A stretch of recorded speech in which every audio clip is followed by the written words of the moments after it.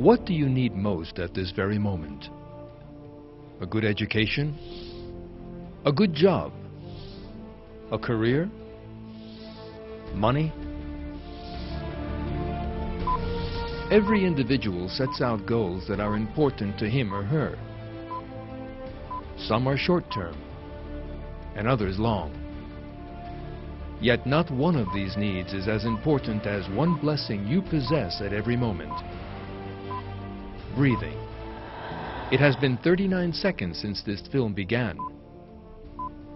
If you had been unable to breathe for 39 seconds, you would have given up all you owned in order to be able to breathe again. In another minute or so, you would have lost consciousness. Brain death would follow in another 2 or 3 minutes, and your life would be at an end.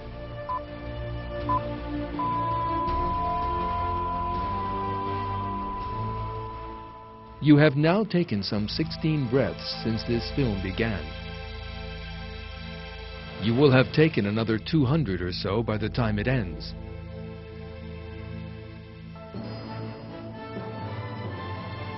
And you will see what a great blessing breathing is, and how each one of the systems which allow you to breathe is a great miracle. And you will witness examples of God's art of creation in your body.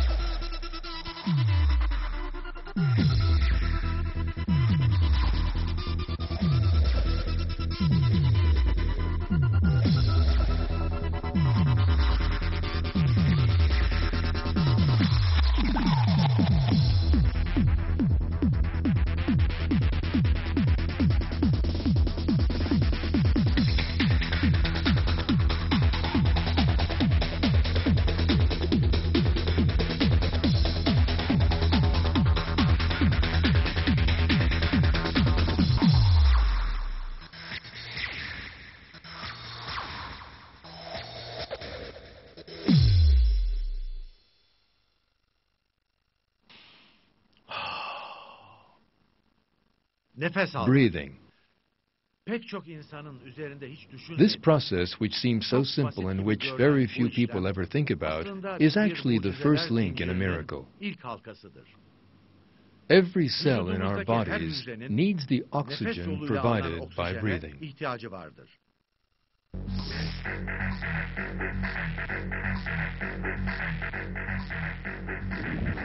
The beating of your heart, the movements of your muscles, cell division, thought.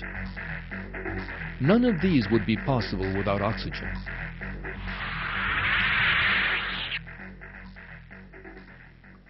One breath is enough for oxygen to enter the body. A deep breath is, of course, even more effective.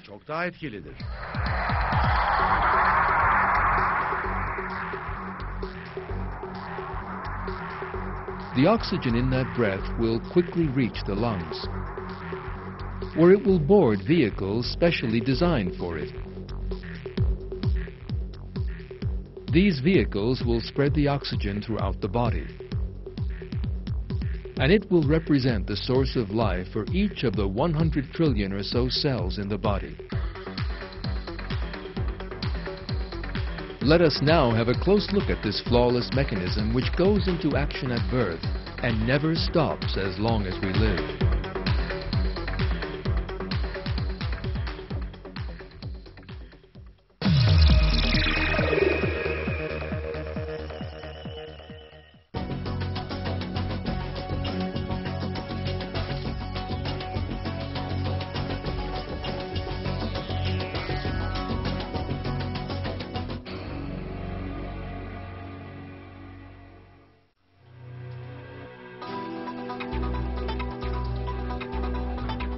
We must commence our examination of the respiratory system at the nose, the gateway to the system.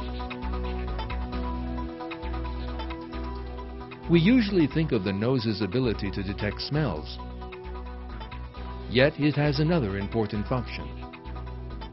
The nose makes the air we breathe suitable for the lungs. It possesses a marvelous aerodynamic design.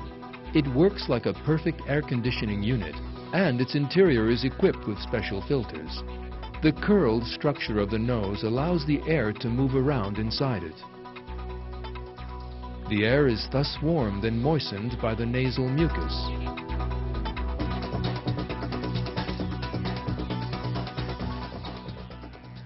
The hairs inside the nose work like an air filter. Some 20 billion foreign bodies, such as dust, bacteria, and pollen, are trapped by these hairs in the nostrils. Those harmful particles which get past these obstacles are caught by a second defense mechanism, the secretion known as mucus.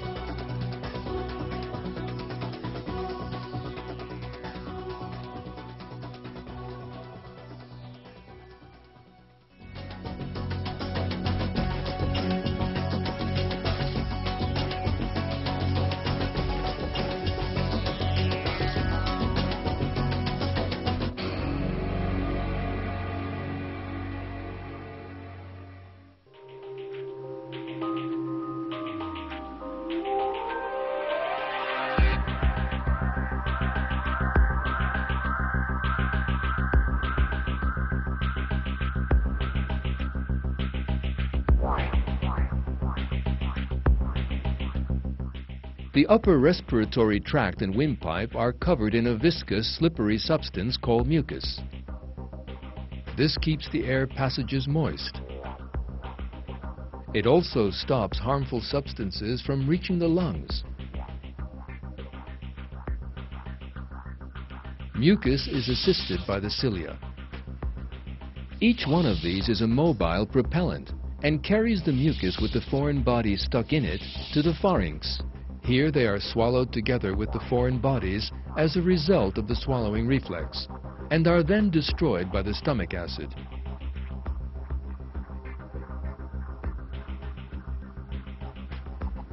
Alternatively, these foreign bodies may be expelled by coughing. A violent cough can reach speeds of up to 960 kilometers or 600 miles an hour. This is one of the pieces of evidence that serious precautions have been taken to protect the respiratory system. There is another point here that needs to be considered. The cilia in the nasal passage carry the mucus upward. The cilia in the upper respiratory tract, on the other hand, move in a downward direction. In both regions, foreign bodies are carried towards the pharynx. The billions of cilia in both different regions literally know where the pharynx lies. Close inspection reveals a most important miracle here. Cilia are minute structures with no ears, eyes, or brain. So how is it that these blind, deaf structures know the location of the pharynx? All the billions of cilia move together in the same direction. Who teaches the cilia that they all need to move as one in the same direction? Let us consider just one of these cilia. It is a living thing. Ever since it came into the world and throughout its life, it has just one function. It performs that one function without rest or protest. It carries the mucus layer to the pharynx.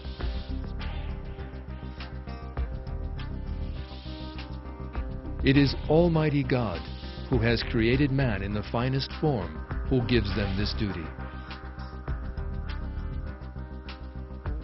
These miraculous structures perform the function God has given them and work day and night to protect your lungs from foreign bodies. Close examination of the structure of the cilia makes the scale of the miracle even clearer. Under the microscope, the cilia resemble simple tiny hairs, but they are actually a marvel of design and engineering. And they possess a complexity that those circles who defend the theory of evolution can never hope to explain. 9 different protein chains have been brought together in such a way as to form a cylinder. The 2 protein chains in the middle are the system's central motion generator. The proteins dynein and nexine, set out among the protein chains, represent the engines necessary for movement. Thanks to this complex system, which scientists have still to fully reveal, the cilia move at the high speed of 20 beats a second. The design in the cilia cannot be accounted for in terms of evolution, because the system only works if all its components are fully present. It is impossible for it to have developed in stages. In other words, for it to have evolved. There is another point which should not be forgotten. Cilia serve no purpose on their own. They need to work together with the mucus layer in order to protect human life and prevent the entry of foreign bodies. Mucus also turns out to be a marvel of design when examined up close. The mucus layer is rather thin. On the screen you can see a 30-centimeter ruler. Now let us have a look at a 1 millimeter length of that ruler. Now let us divide that 1 millimeter part into 600. 1/600th of a millimeter is so small a number that one cannot imagine it. That is the thickness of the mucus layer which protects your health. 1/600th of a millimeter.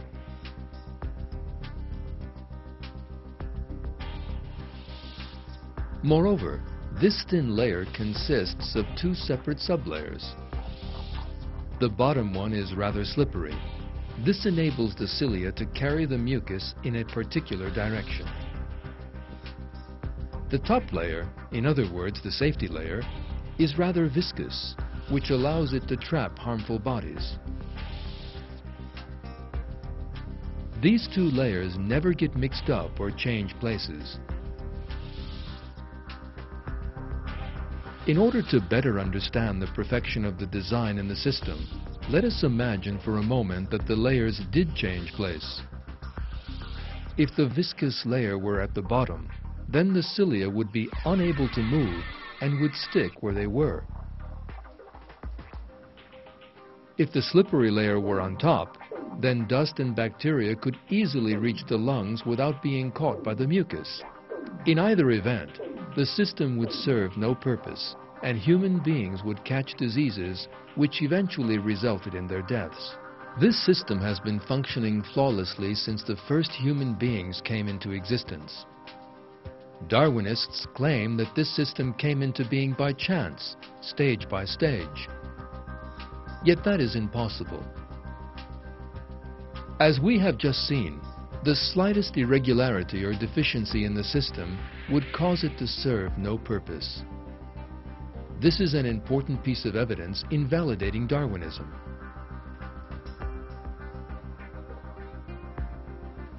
The cilia, which serve you day and night, the mucal secretion with its own very special design, and the aerodynamic design inside the nose all go to prove one very important truth. God created you. The artistry and design evident in every part of your body are proofs of the might of God. In one verse, he states,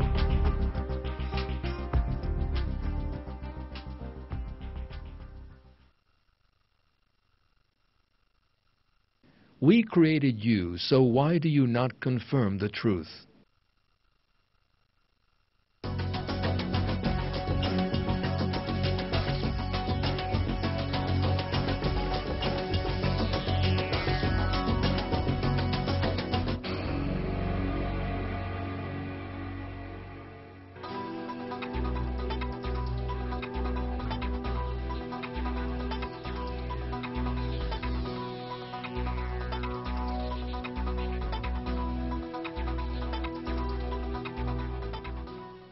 The longest leg on the journey to the lungs is that in the windpipe. The structure of the windpipe is yet another example of the perfect design of the human body. The walls of the windpipe are supported by C-shaped rings of cartilage. This allows movement in different directions. If the windpipe were made of flesh alone, the resulting softness would lead to constant blockages. That would make it impossible for us to breathe. If it were made of something as hard as bone, then our movements would be to a large extent restricted. Yet the cartilaginous structure which makes up the windpipe is perfectly suited to all kinds of movement, and it always remains open due to its flexibility.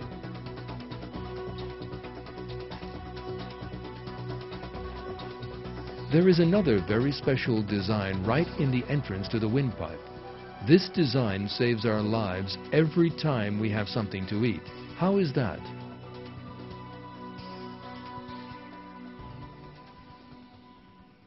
The esophagus and the windpipe lie side by side in the throat. One might therefore expect that when eating, as I am doing now,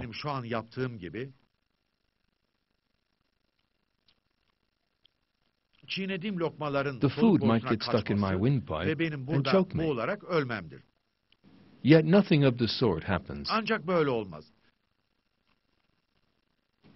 Although I continue to eat and breathe, the food never gets caught in my windpipe. So what is it that protects me, and you of course, when eating?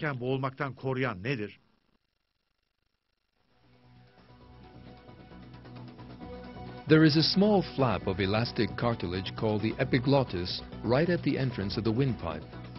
This flap automatically closes the entrance to the windpipe during swallowing. During all the thousands of meals you have eaten, from babyhood right up to the present, you have swallowed tens of thousands of times. And every single time this little flap has closed the entrance to your windpipe at exactly the right moment. Although you are unaware of its presence and can exert no control over it, this little flap has saved your life by closing the entrance to your windpipe at just the right moment.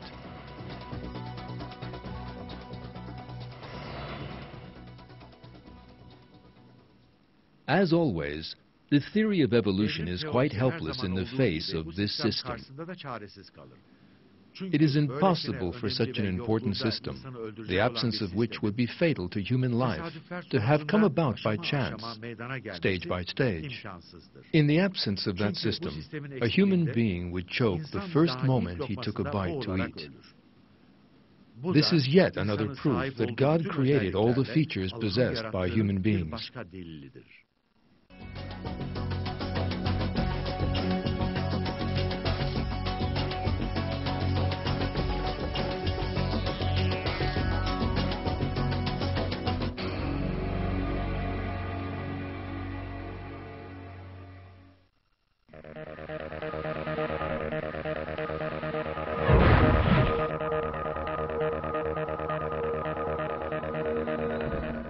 Body tissues produce carbon dioxide as a result of their daily functions. This carbon dioxide is carried away from the tissues by the blood. This blood, loaded with carbon dioxide, is dirty blood.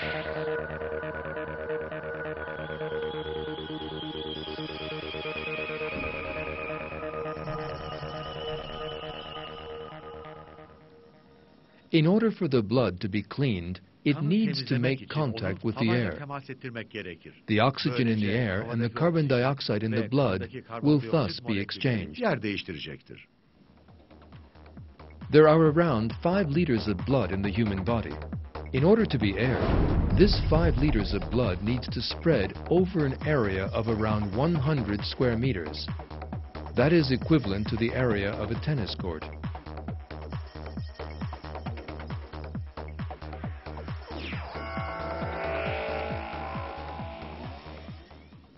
Everyone watching this film has an area the size of a tennis court squeezed into his lungs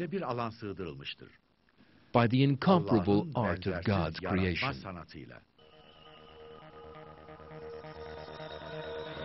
The lungs.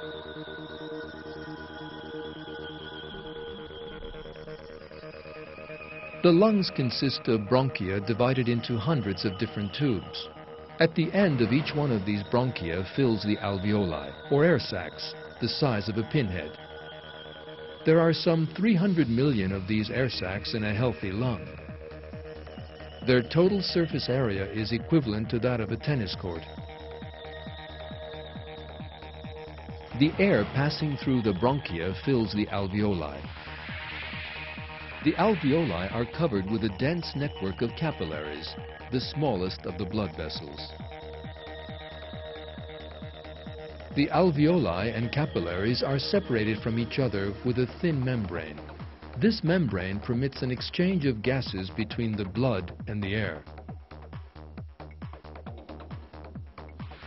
The carbon dioxide in the dirty blood and the oxygen in the air are exchanged here, and the dirty blood is cleaned in the alveoli.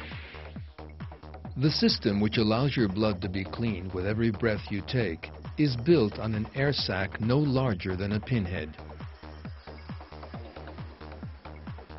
The fact that you have 300 million of these in your chest and that they all perform their functions at all time is another proof of the incomparable art of God's creation. Now let us have a closer look at these pinhead-sized alveoli and witness once again the perfection of God's creation. The alveoli inflate with every breath and return to their original form as the breath is released again. The interior surface of the alveoli is coated with a thin layer of water, and the water molecules create surface tension. Surface tension depends mainly upon the cohesive forces between water molecules. The surface tension formed by the water coating the alveoli would normally cause the alveoli to collapse at the end of exhalation. For that reason, we would normally have to expend enormous energy and suffer considerable discomfort in order to re-expand the alveoli which collapsed with every breath. Yet we manage to breathe perfectly comfortably. So what is the secret behind this?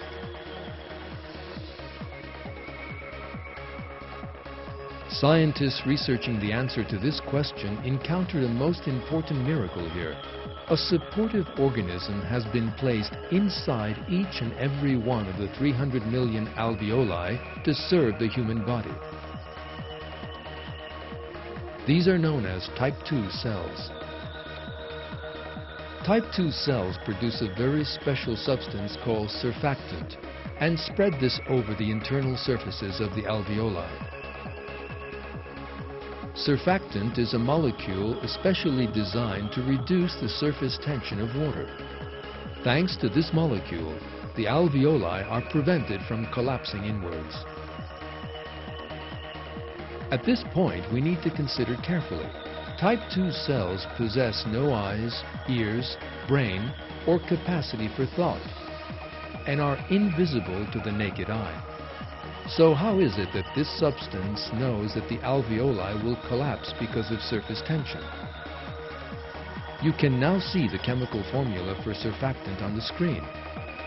This formula has been specially designed to do away with water surface tension. Who taught the type 2 cell, devoid as it is of eye, ears, or brain, the chemical formula for surfactant? Why does it devote its life to the production of this substance? This cell exists only in the alveoli, just where the surfactant is needed, and nowhere else in the body. Who was it who located it not in the ear or the heart, for instance, but solely where it needed to be, inside the alveoli? The number of such questions rises as one continues to study the alveoli, since the type 2 cells are not the only faithful workers in the alveoli. Other supporting cells have been located inside the alveoli. The macrophages, for instance. Any foreign body that manages to get by the security precautions in the upper respiratory tract and to reach the lungs represents a serious danger. Macrophages engulf these foreign bodies which enter the alveoli and thus protect our health. So who was it who charged the macrophages with standing watch over your alveoli all through their lives and thus protecting your health? There is only one answer to this and other such questions. It is God who creates the macrophages, the type II cells, the alveoli they are found in, the perfect design in those alveoli, the bronchi and the lungs. God's art of creation is flawless and incomparable. In one verse, God reveals,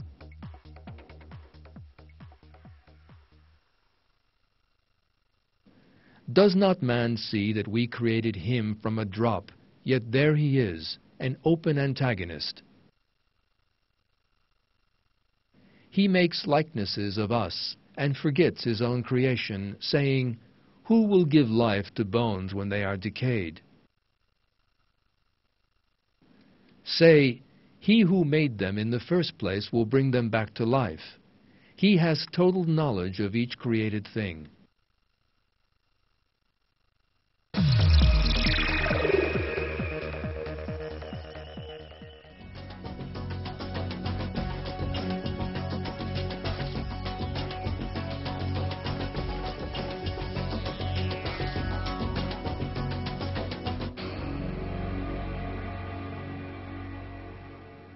We have now seen how the carbon dioxide in the blood is expelled and how the blood is oxygenated in the alveoli in the lungs. Yet there is a considerable distance between the alveoli and the other tissues of the body.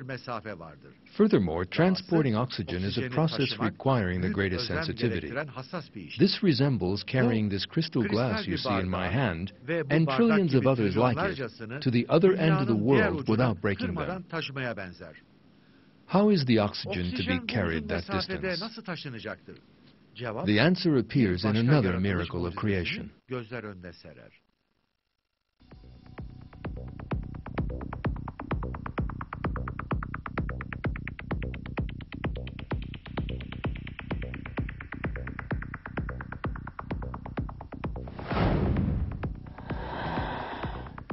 The oxygen which enters the alveoli with the air is met by cells responsible for transporting it at the moment it mixes with the blood.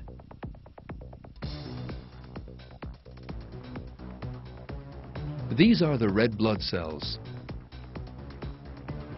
There is a very special protein inside the red blood cells, hemoglobin. Every single red blood cell contains some 250 million hemoglobin molecules. This protein, called hemoglobin, is a marvel of creation, specially designed to take up oxygen. It contains 4 iron atoms. These atoms attract oxygen like a magnet, and thus oxygen sets out on its long journey in the blood. When it reaches the tissues in need of oxygen, hemoglobin's power to bind to iron is reduced thanks to a number of specially designed subsystems.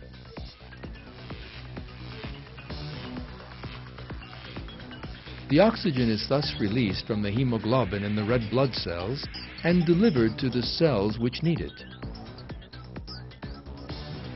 The carbon dioxide produced by the cells is again transported to the lungs by the hemoglobin and complex systems. The carbon dioxide carried to the lungs is discharged from the body here. This exchange of oxygen and carbon dioxide continues every second all through life.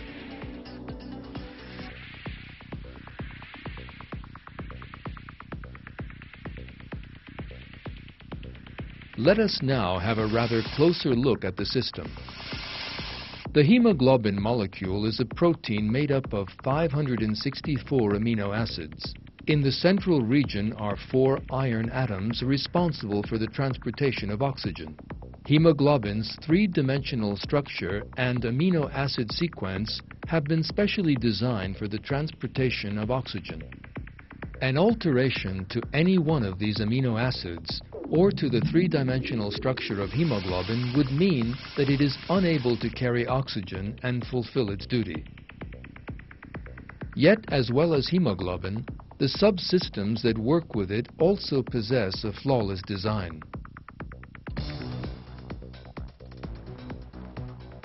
For instance, hemoglobin and oxygen establish a powerful bond when they come together in the lung.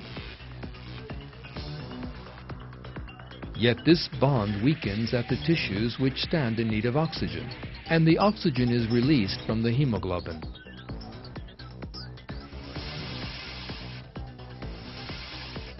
The system has been planned down to the finest detail. If the bond between oxygen and hemoglobin in the lung were not sufficiently powerful, then the oxygen would not combine with the hemoglobin, in which case it could not be carried to the tissues which need it. Those tissues would start to die.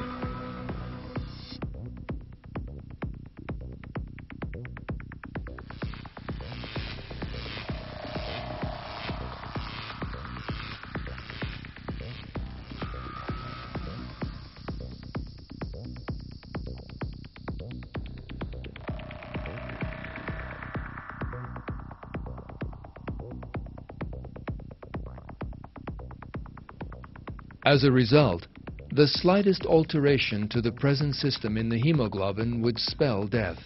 In fact, cyanide, one of the strongest known poisons, kills by attaching itself to the hemoglobin molecule and preventing it from performing this very function. All these facts once again reveal the baseless nature of the theory of evolution. The theory of evolution maintains that living things acquired their features gradually, stage by stage. Yet, like the other millions of systems in the body, the oxygen transportation system can only function if it is in its present perfect state. Even the slightest alteration in hemoglobin, which forms only one part of the whole oxygen transportation system, means the system as a whole is unable to function.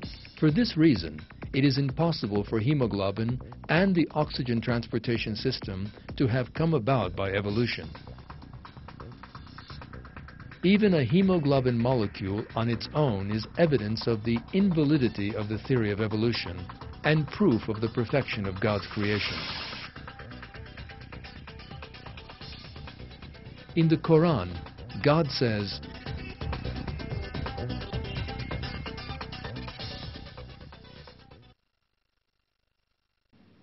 "And in your creation and all the creatures He has spread about, there are signs for people with certainty."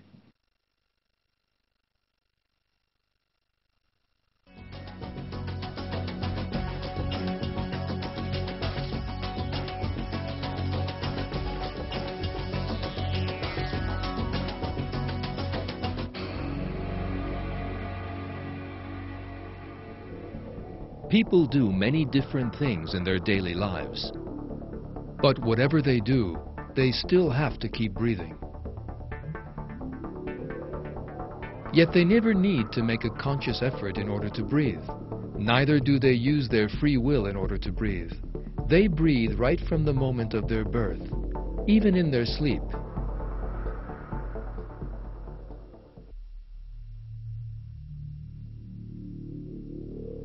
The brain is the command center for the whole process of respiration.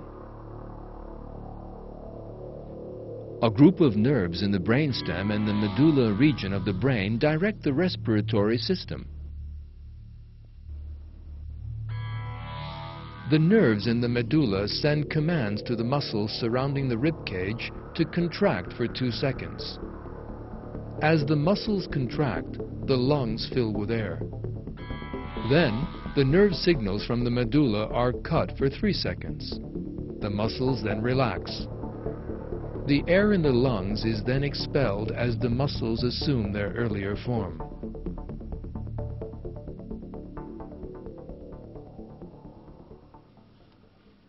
Directed by the medulla, breathing takes around 5 seconds. 2 seconds for inhaling, and 3 for exhaling. Under normal conditions, a healthy person breathes some 12 times a minute. Yet that figure goes up under certain circumstances. As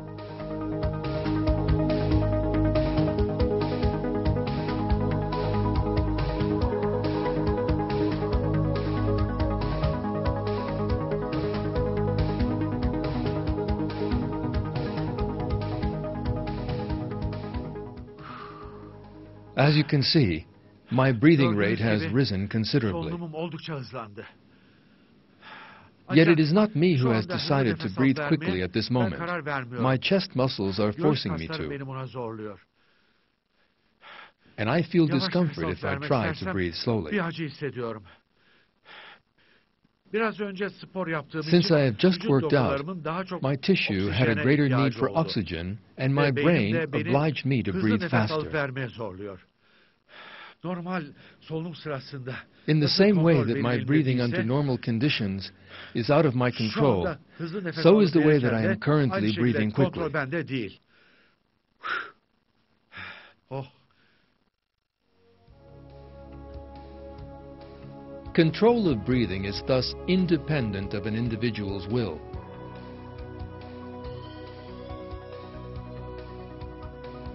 When the muscles work more than under normal conditions, they consume more oxygen.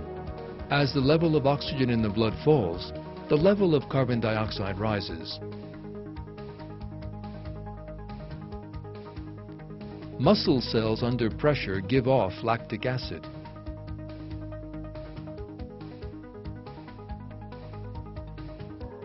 The oxygen, carbon dioxide, and lactic acid receptors in various parts of the body become aware of this change and send warnings to the respiratory center in the brain.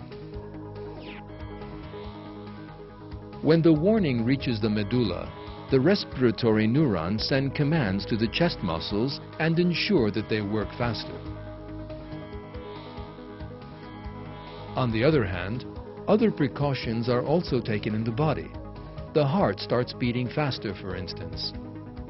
The skin pores are opened in order to balance the rise in body temperature and attempts to cool the body down. When pressure on the muscles is lifted, all the systems gradually return to their normal condition.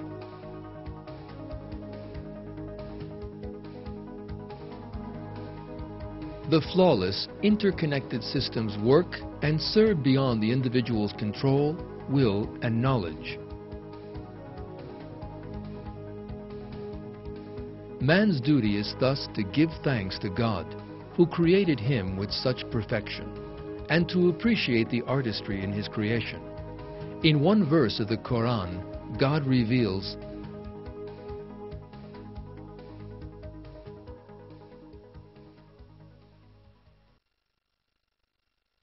He is God, the Creator, the Maker, the Giver of form. To Him belong the most beautiful names.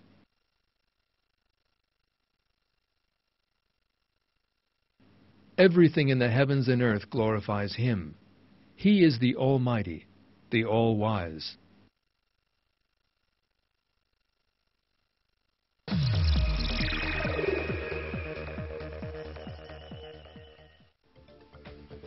In this film, we have examined the miracle in the respiratory system. The air conditioning system in the nose. The protective mechanism in the respiratory tract. The cilia which serve for a whole lifetime. The mucus which works alongside the cilia. The design in the windpipe. The flap which prevents you choking when you eat. The area the size of a tennis court inside your chest. The alveoli no bigger than a pinhead. The special cells within those alveoli. The red blood cells responsible for oxygen transportation. The miraculous protein hemoglobin. The attraction between oxygen and iron, and the sensitive way that attraction is balanced. The carbon dioxide transportation systems. The special nervous system which controls breathing outside the individual's volition. And we have looked at other systems which assist human beings to breathe. We have seen that these systems have been created in a flawless and perfect form. A person's taking just one single breath is a great miracle requiring gratitude to God. You have taken around 200 breaths since this film began. You will also continue to breathe long after it is over. Until God claims your soul back in the same way that He gave it to you.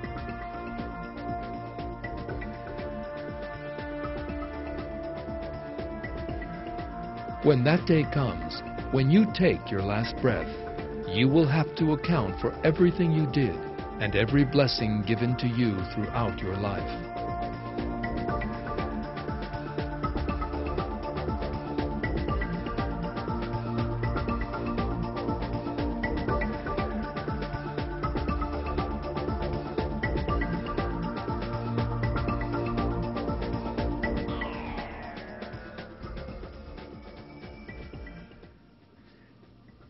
People must think about this truth and give thanks to our Creator, God, who allows us to breathe and imparts countless blessings to us while there is still time and before the last breath comes. As God commands in the Quran,